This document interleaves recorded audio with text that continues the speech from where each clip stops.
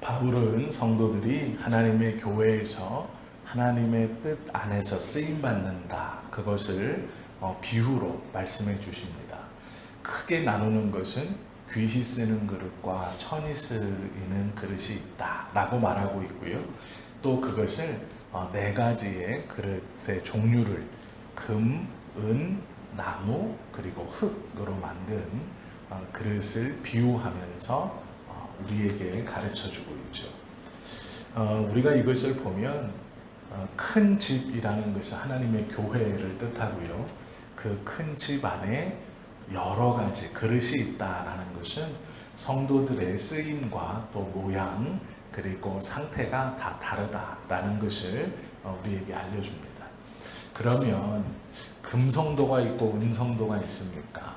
그런 것은 아닙니다. 그렇게 비싸다, 값이 싸다 이런 구분이 아니고요. 어떻게 사용하는가에 대한 쓰임의 역할입니다. 큰 그릇, 큰 집에는 금 그릇, 은 그릇, 나무 그릇, 또 흙으로 만든 질그릇 이렇게 있다라는 것인데요. 이 네 종류는 이 바울 당시에 그 귀족들의 집에 가면 있는 종류입니다. 특별히 금 그릇은 실생활에서 사용하는 그릇이 아니라 지금으로 말하면 데코 같은 거예요. 한 곳에다 진열해 놓고 우리가 값비싼 골동품을 이렇게 놓고 오며 가며 자랑하듯이 자신의 가장 손님이 들어왔을 때 그 집에서 가장 잘 보이는 곳에 이렇게 진열해 놓는 것입니다. 번쩍번쩍하게. 실생활에서 사용되었던 그릇은 은그릇부터입니다. 특별히 은은 이 고대 시대에도 몸에 좋지 않은 독성분을 걸러내는 그러한 성분이 있었기 때문에 은으로 세공된 그릇들을 귀족들은 많이 사용했습니다. 대부분의 사람들은 나무 그릇과 질그릇이 있었고요.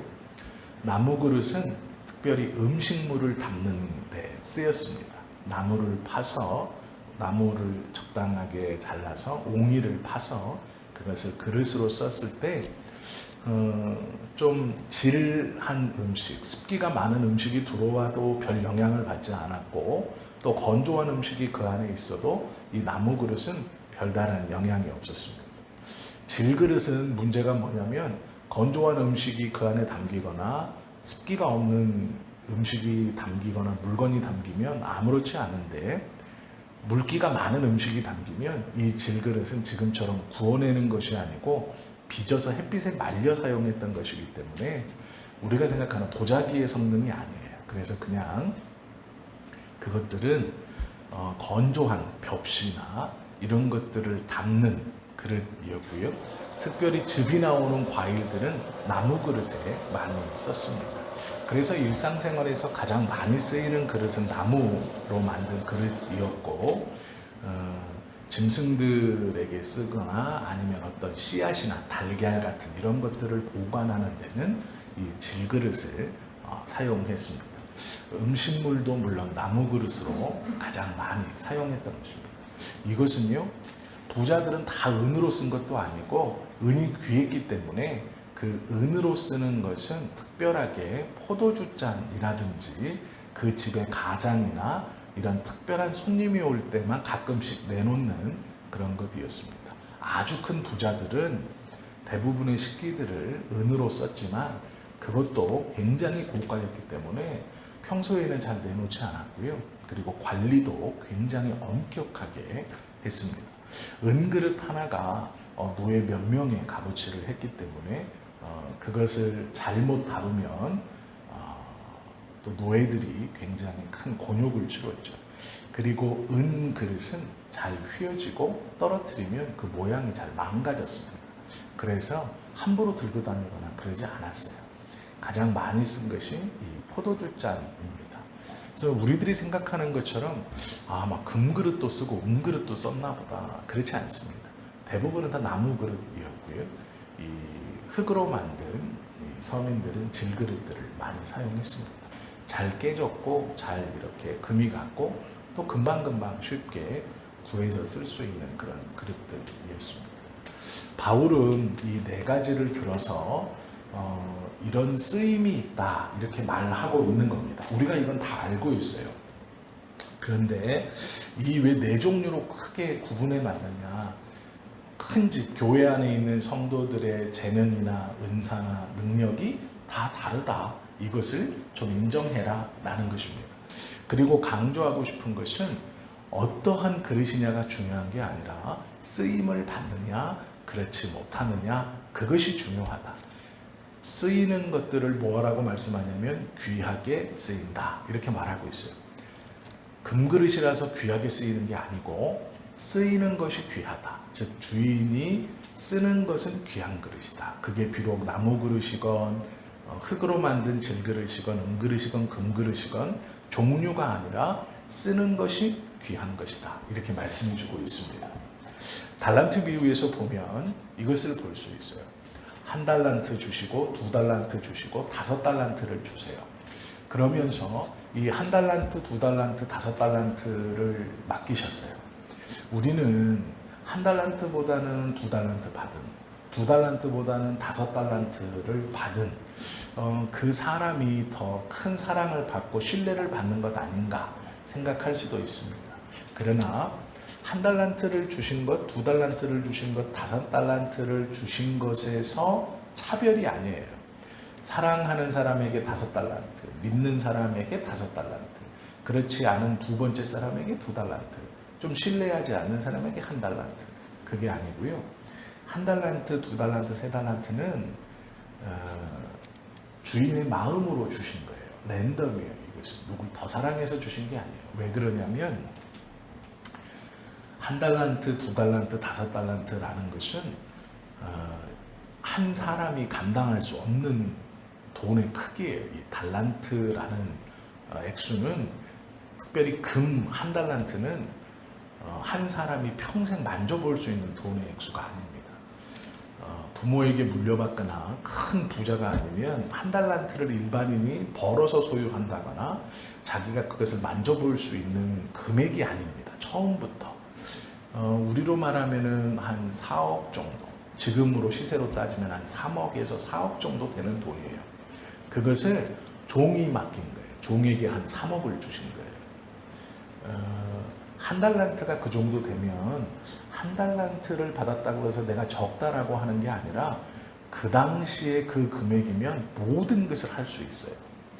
어차피 돈을 사용처에 있어서 1달란트나 5달란트나 똑같은 거예요. 왜냐하면 5달란트를 받으면 5달란트를 쓸 수 있을 것 같고 5달란트를 가지고 장사할 수 있을 것 같지만 그가 속한 그 도시에서 5달란트를 소비할 수가 없어요. 이 당시의 소비의 기준으로. 1달란트도 소비가 안 돼요. 1달란트만 있어도 그 당시에 대부분의 시장의 상권들을 다 내가 끌어안을 수 있습니다. 1달란트를 맡겼다는 것은 5달란트와 비교했을 때 적은 것이지, 그 1달란트의 값어치는 그 시장 경제 상황에서 5달란트와 똑같아요. 이 사람이 아무리 투자를 많이 해도 반 달란트 이상 투자할 수가 없어요. 어떤 장사를 하고 돈을 펑펑 써도 1달란트 이상 다 쓸 수 없습니다. 그렇다면 4달란트는 가지고만 있는 거예요. 어차피 1달란트로 장사하는 거예요. 2달란트를 받으면 1달란트 가지고 있는 거예요.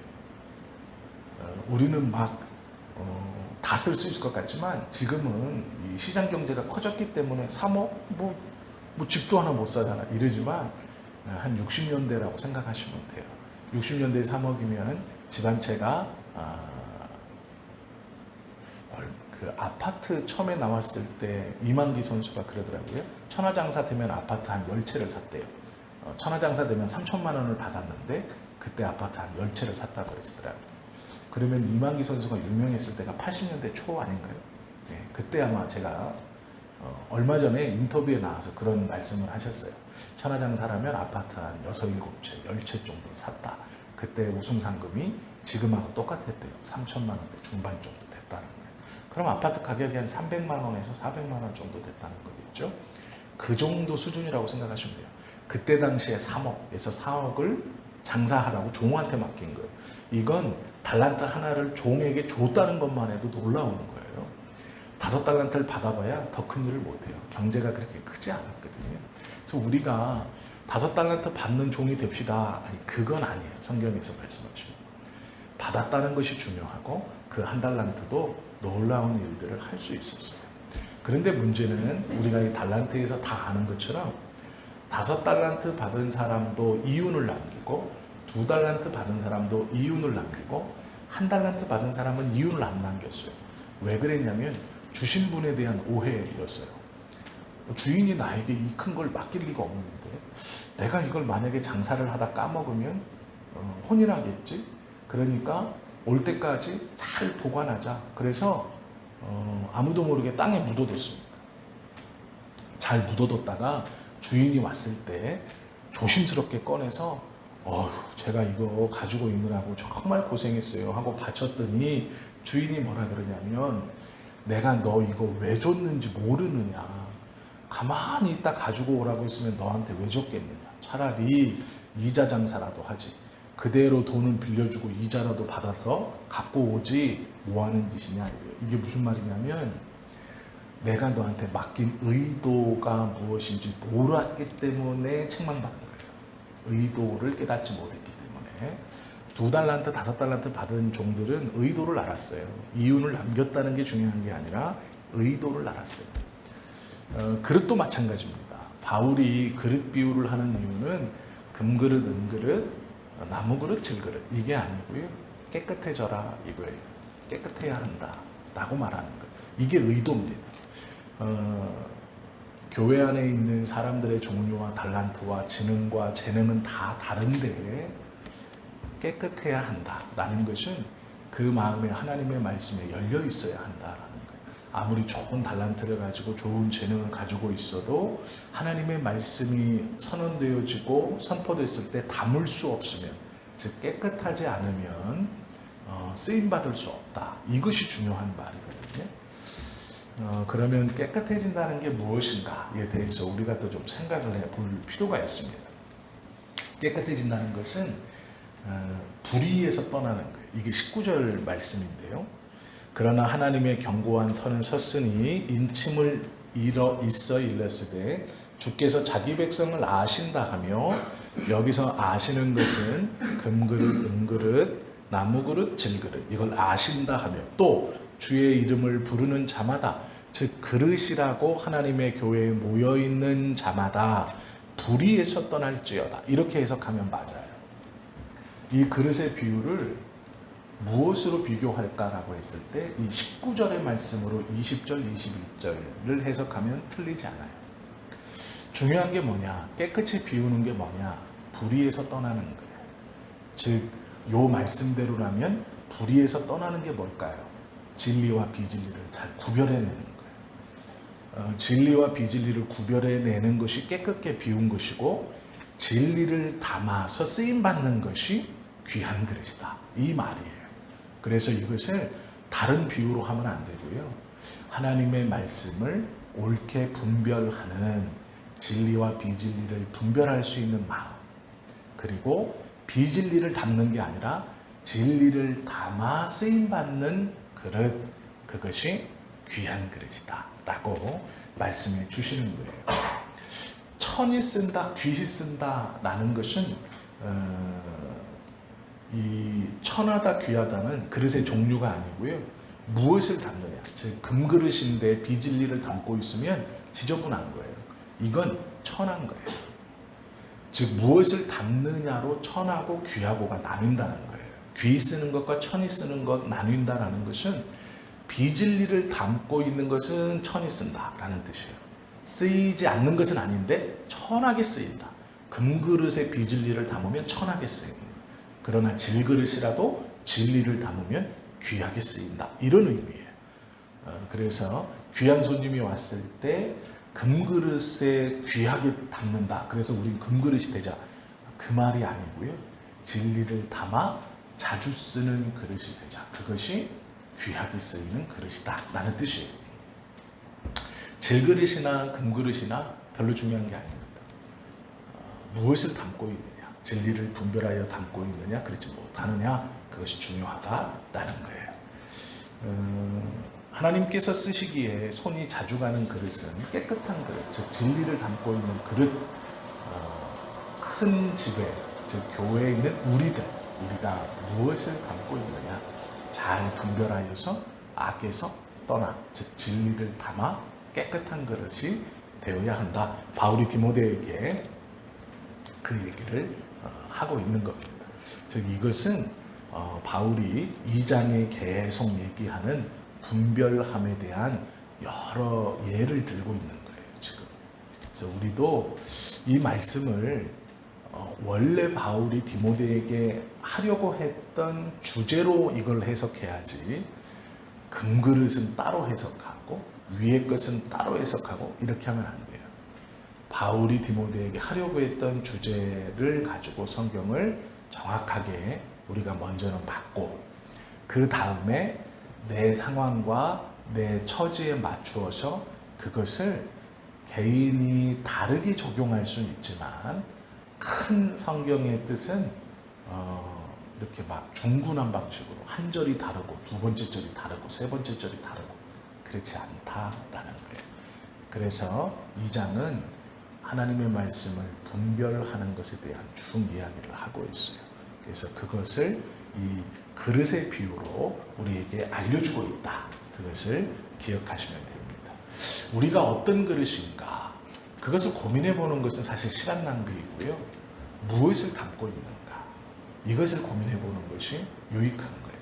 내가 진리를 담고 있는가, 비진리를 담고 있는가, 이것을 한번 고민해 보면 유익할 것 같습니다. 오늘 이 말씀을 우리가 나누었습니다.